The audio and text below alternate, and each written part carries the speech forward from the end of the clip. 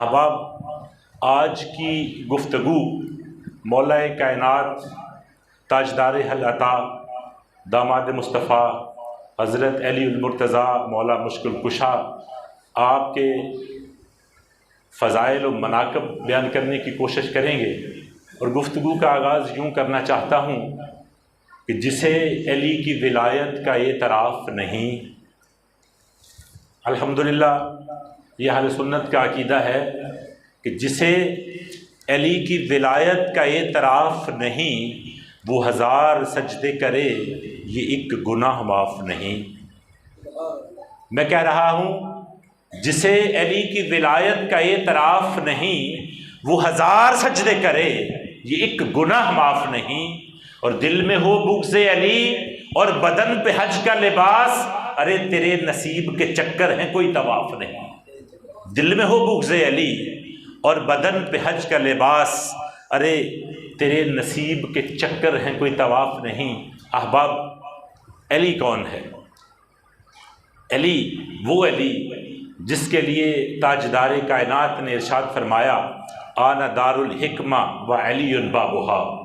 ताजदार कायनात ने इरशाद फरमाया मैं हिकमत का घर हूँ, अली उसका दरवाज़ा है। आपसे पूछा गया या रसूल अल्लाह सल्लल्लाहु अलैहि वसल्लम हज़रत अली की हिकमत और दानाई के बारे में इरशाद फरमाएं, तो ताजदार कायनात ने इरशाद फरमाया कि हिकमत और दानाई के 10 हिस्से किए गए। कितने हिस्से किए गए? 10 हिस्से किए गए। एक हिस्सा पूरी कायनात में तकसीम किया गया और 9 हिस्से हज़रत अली को अता फरमाए गए। अहबाब ये 9 हिस्से किसके पास हैं? वो हिकमत का दरवाज़ा है। अरे हिकमत के घर के इल्म का अंदाज़ा कौन लगा सकता है? ताजदार कायनात ने इरशाद फरमाया अना मदीनतुल इल्म व अलीउन बाबुहा।